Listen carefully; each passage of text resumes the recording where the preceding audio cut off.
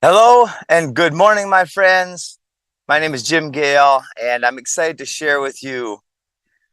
Well, I've been aware of what's happening now for 17 years, and I've been obsessed with the question, how do we overcome this insanity? And my friends, it's not going to be easy, right? But we're not here to live easy lives. We're here to explore, we're here to learn, we're here to overcome and enjoy the process to the best of our ability. Right now, there are a lot of things going on in the world. We know that the Taiwan is now circled by a bunch of warships. We know that the U.S. is involved in wars in, I believe, 22 countries. We know that colonialism has failed to create abundance. We know that our governments have failed the people.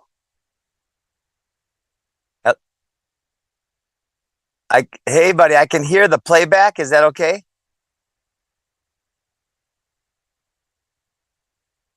Okay, okay, awesome, buddy.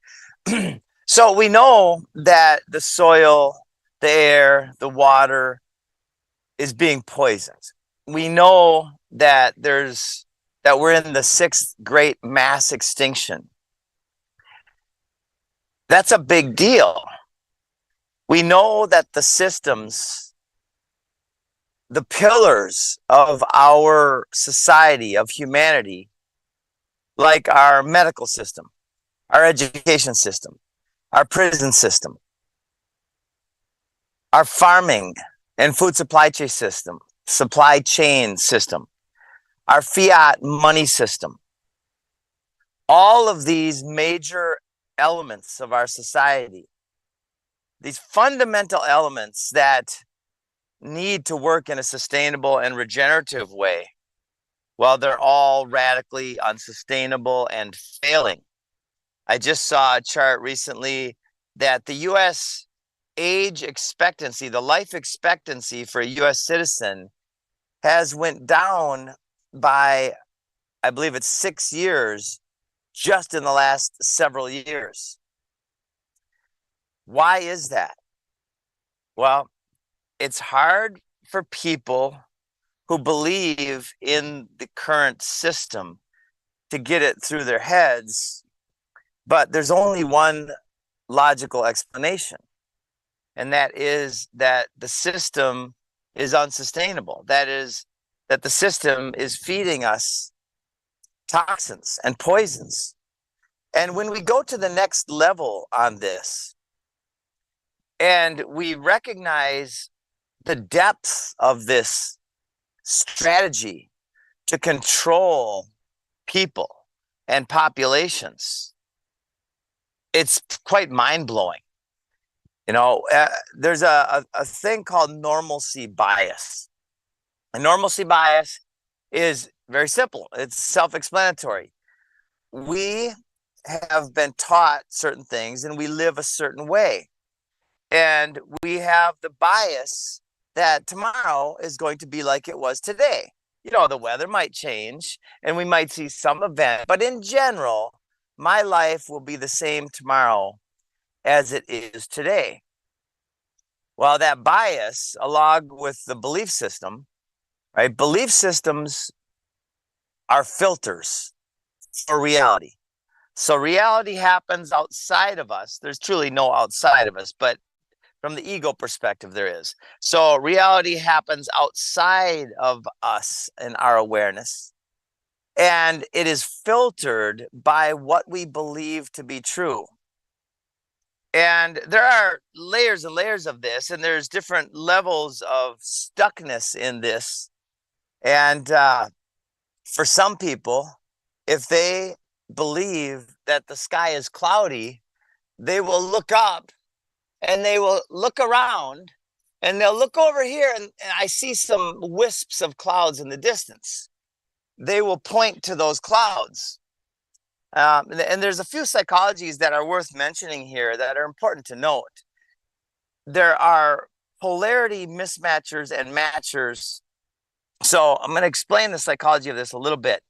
So if you have you ever met somebody, and I know you have, these people have driven me nuts for most of my life until I realized it's their strategy, it's their wiring. It's not logical or effective or beneficial wiring, but some people aren't wired right. And that is because of trauma, but that's another story here. Um, so let's take a polarity mismatcher.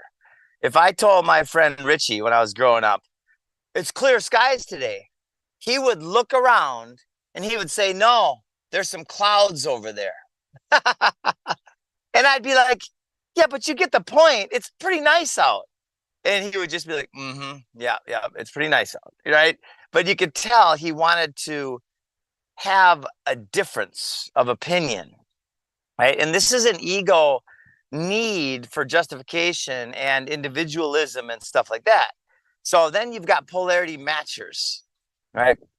And polarity matchers are people who, if I said, no matter what I said, if I said, oh, it's clear skies, and if the skies were completely cloudy, they would look for the blue spot. Or they might even say, yep, above those clouds, it's clear skies, because they desire, they need to match, to be in agreement and in alignment for their ego to feel satisfied and comfortable. And then you've got matchers with exception and mismatchers with exception. Sometimes our husbands and wives, right? My wife is at times, if she's in a particular mood, and typically maybe 1 or 2 days a month, she can be a polarity mismatcher.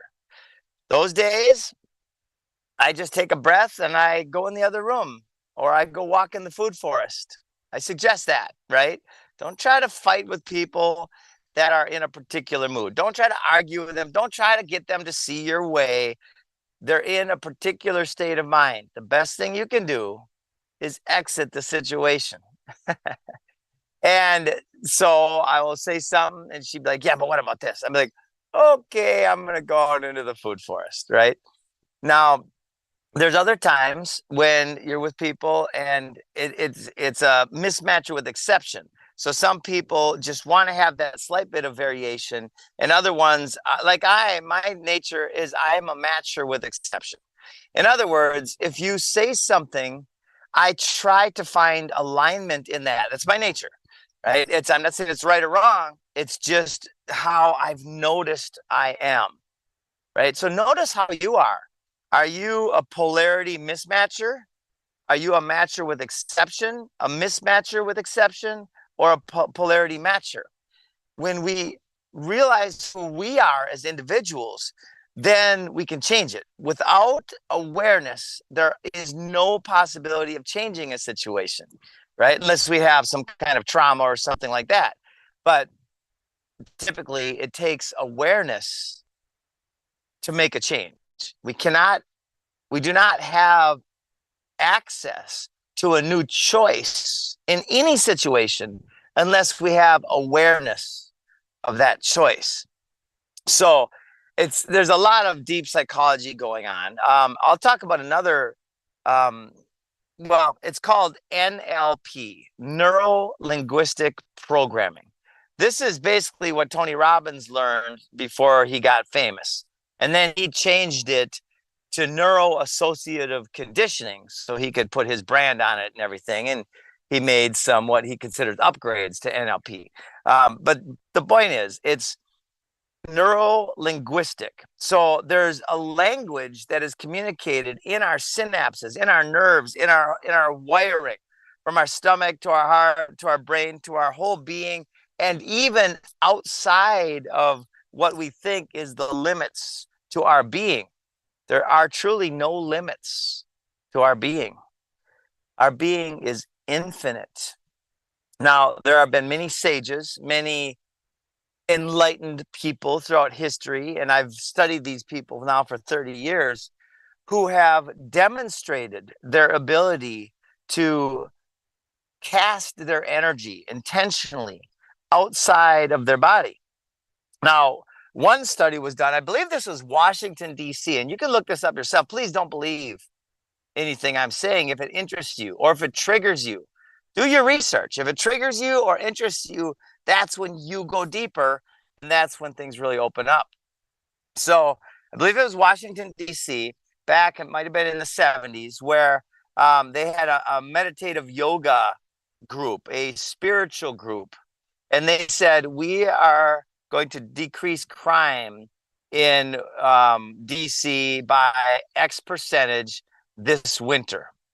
Or I don't remember the exact time frame, but the point is awesome. They made a public declaration, and the police chief said, there's no way that'll happen. The only way that'll happen is if we have a foot of snow on the ground all winter long, or something like that. I'm paraphrasing. So they did it, and they had a significant, noticeable, statistically significant decrease in crime for the time that they were doing it. It's absolutely profound what can be done when we raise our energy. And that's what it's all about. When Tesla said, if you want to find the secrets of the universe, think in terms of energy, frequency, and vibration. Well, Tesla was very much in his mind. And according to the stories, he died broke and alone, and he suffered many failures. Now, we've all suffered failures. So this is not a rip on Tesla. I very much appreciate his contribution to history. But let's dig into that sentiment. If you want to find the secrets of the universe,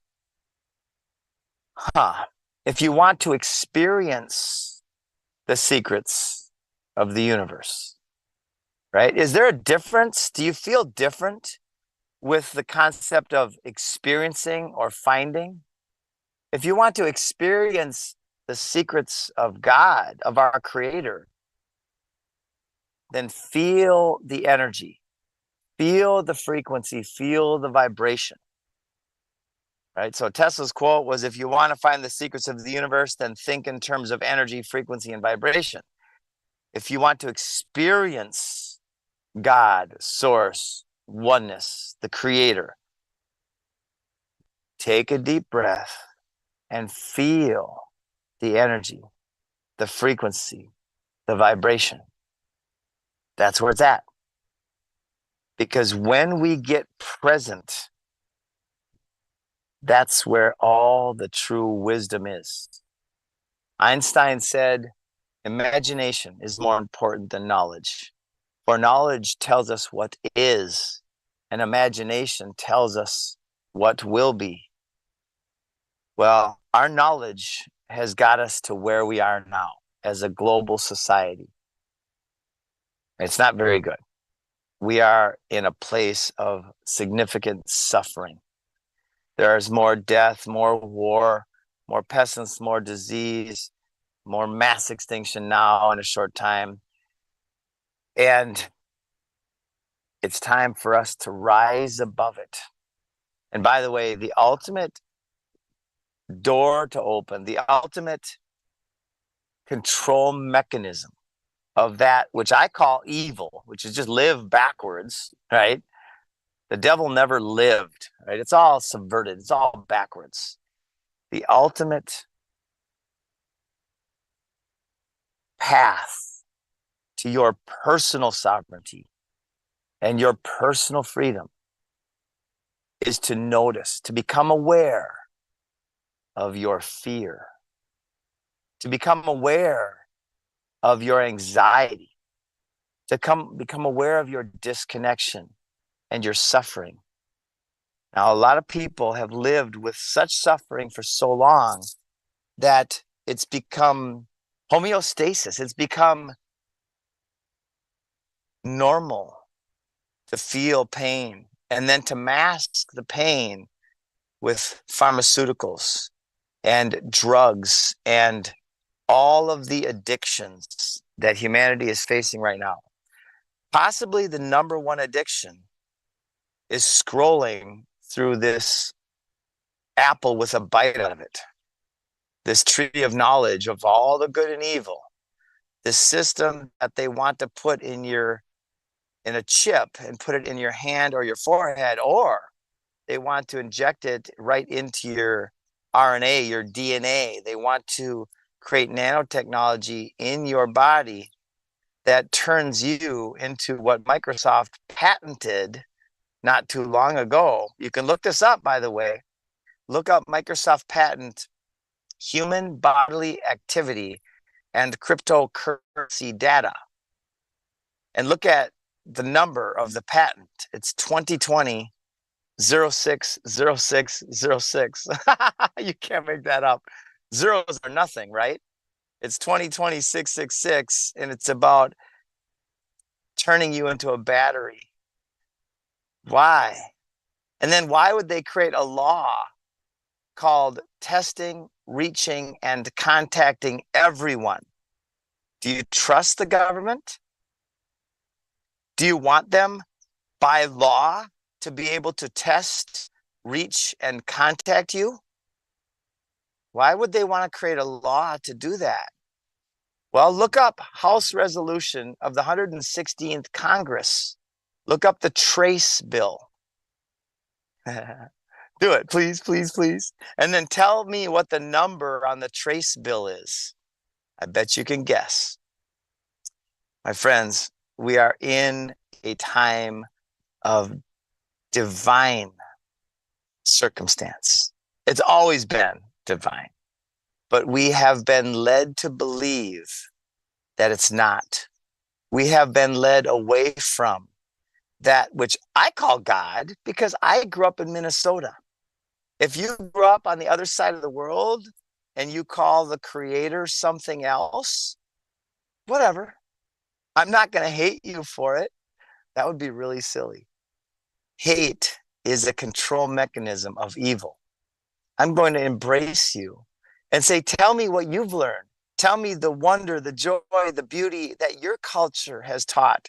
Teach me how to cook like your culture teaches. Teach me how to heal like your grandmas and grandpas in your culture teach. You know, I've lived with the Maasai. I've lived in the jungles of Chiang Mai with the culture. I've taken elephants through the jungle and ran bamboo rafts down rivers for a day. And I've strolled the Masai Mara with the Maasai in the dark with the lions and the sounds in the distance. I've done a lot of stuff. I've seen a lot of the world. And I absolutely love the diversity of culture. Culture is beautiful, right? The word is a very interesting word, but people are beautiful. Humanity is beautiful. Humanity, people are reciprocal and joyful and loving by their very nature. We are artistic and playful, and we want to collaborate and contribute. We want to serve, but we have been led astray by, again, that which I call evil. And fear is the mechanism to be aware of. Fear, anxiety, and stress, and rage, and pride, and envy, and gluttony, and greed, and lust, and wrath, and sloth. These deadly errors, you know, the word sin, there's multiple definitions for the word sin, but the one that is probably most, should be most known, the other ones are kind of obvious, but one is to error or miss the mark.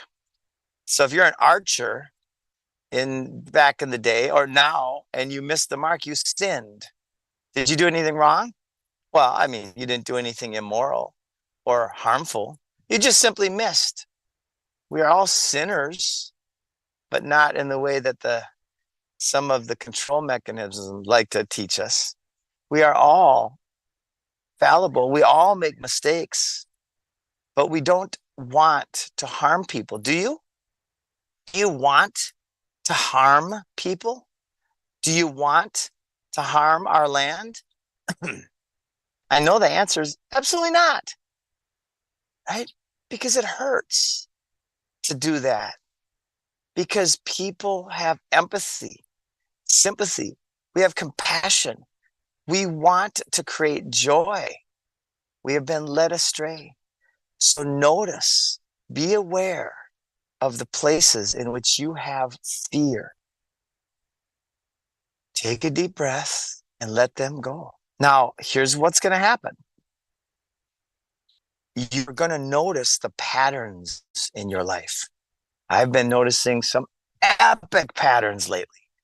Patterns that have been playing out, some of them, big ones, for decades in my life. Now, some of these patterns are kind of annoying, right? They're kind of a pain in the ass. That's what we're here to do.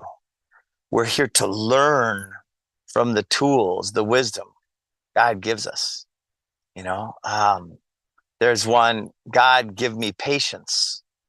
Well, God is sure going to give you patience, but not just zap you with patience. God is going to present you with the obstacles. You already have the tools, but now God, the creator, is going to present you with the obstacles in your life for you to learn what you need to learn. And then as soon as you learn it, it's done. It's gone. And by the way, there's something big that just came to mind about Wolf Non-Surgical. Dr. Wolf worked on me here at Galt's Landing. And oh my God, it was a transformative experience. The benefits that I still receive to this day. I mean, he took away scar tissues from my chest plate, my xiphoid process here, some in my chest up here where it was just really bound up in my lower back. So when we combine the health and wisdom of eating natural, poison-free, chemical-free, non-patented, right, products from nature, when we combine that with getting that scar tissue, these scar tissues, in fact, there's a book called Molecules of Emotion. I think it's Candace Pert. I believe she was an MIT gal, very wise person. She's one of the first person that documented in great detail how emotions, energy and motion, can get stored in the tissue of the body through trauma. Trauma is the root cause of all human suffering. And thank you, Theo Fleury, my good friend and council member, who shared that detail with me.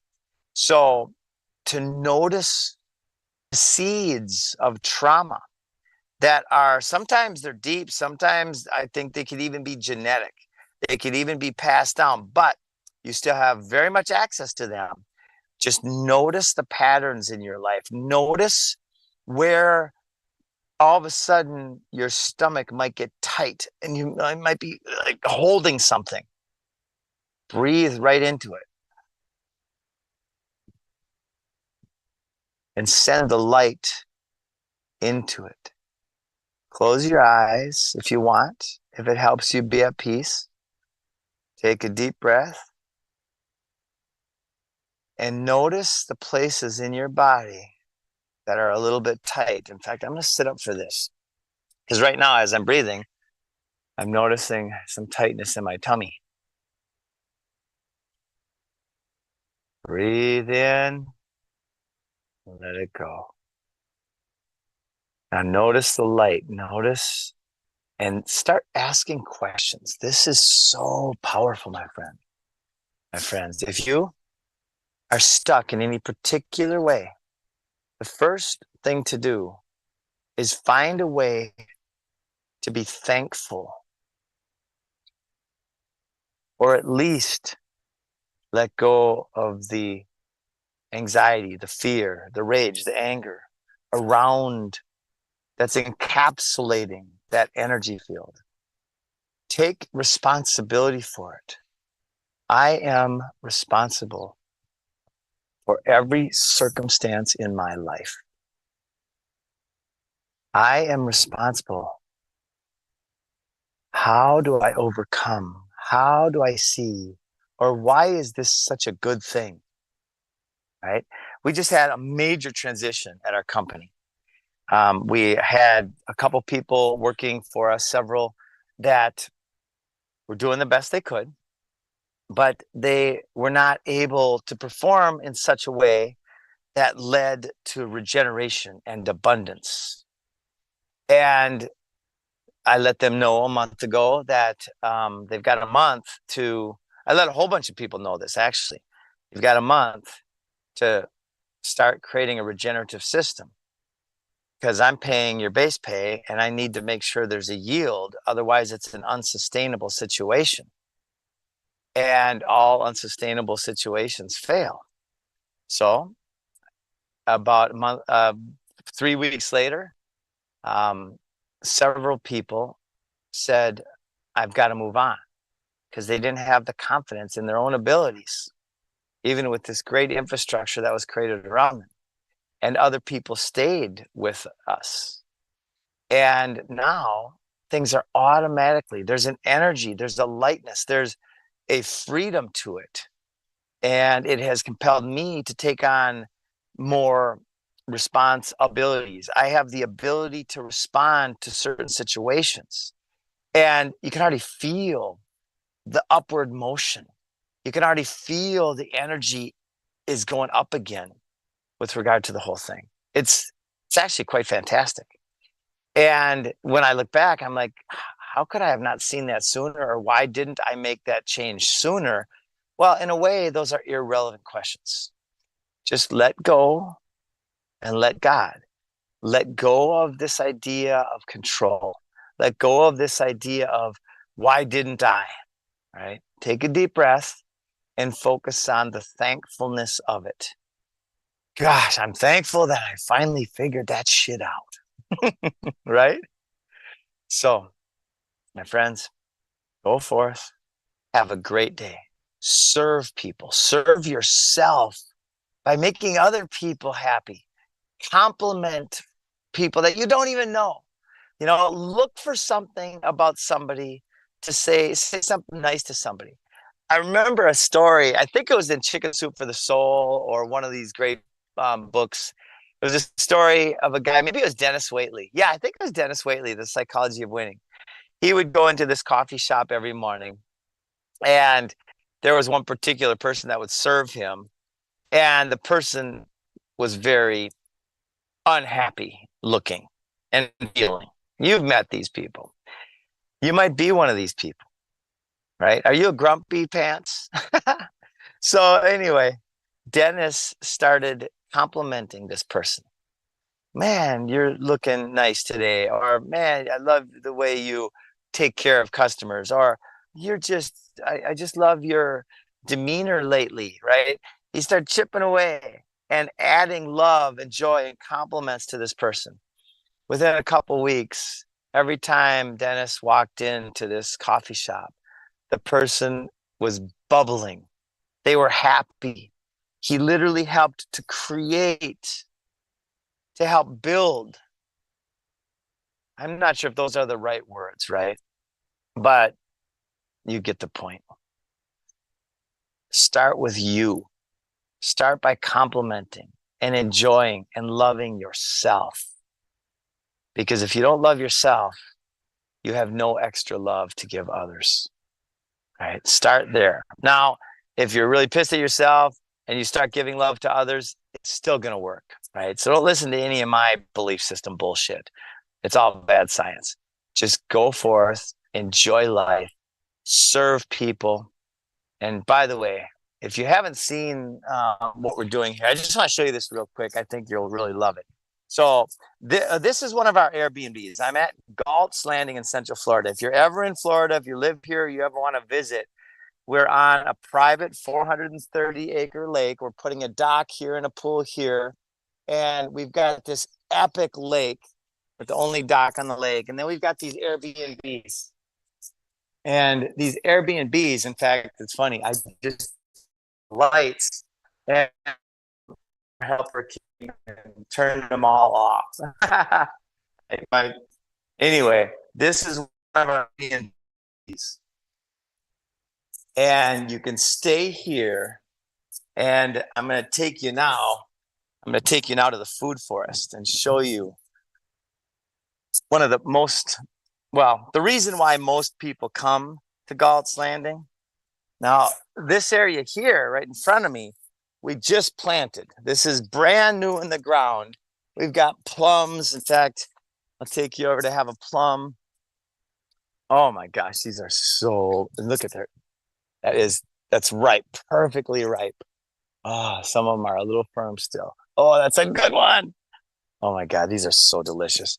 So we've got plums and avocados and I think that's a mango of some kind, and java de caba and Mexican sunflower and an olive tree here and more mangoes. And oh, we've got actually bananas over there. We've got 240 different species of food producing plants, 240, and we're just getting started, right? We've still got a lot of construction around here. We've got a lot more food to put in the ground. Look at these beautiful plums, right? All these fruit trees, these are all different varieties of mangoes and pigeon peas and sweet potatoes, more java de cabas and guavas and acerola cherries. And then come over to this part, and this part's been in the ground about this part here about a year and a half. And then as we go a little bit deeper, it's been in the ground about 2 years and a couple months. Look at these bananas coming in. Isn't that beautiful? Look at those, right? Bananas love circles. So this is our food forest that's 25 months in the ground or 26 months in the ground. Look at this incredible mulberry, cherry trees. Those are different.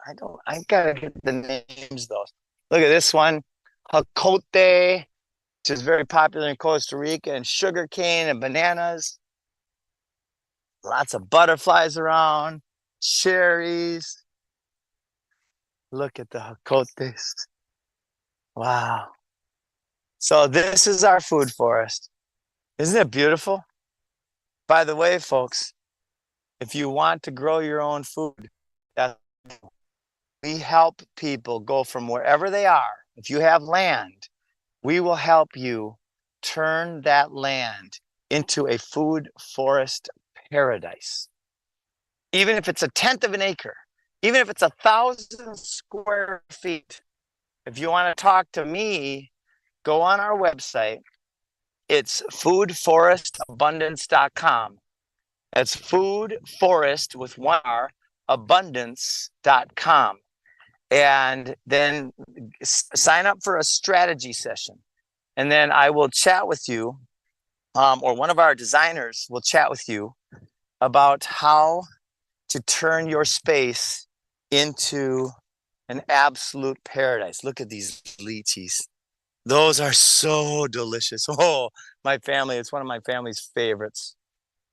So, and if you want to visit us here in Central Florida, come to galtslanding.farm. That's GALTS landing.farm, and stay in one of our Airbnbs. Have a great day, everybody. Ciao for now. See you next week.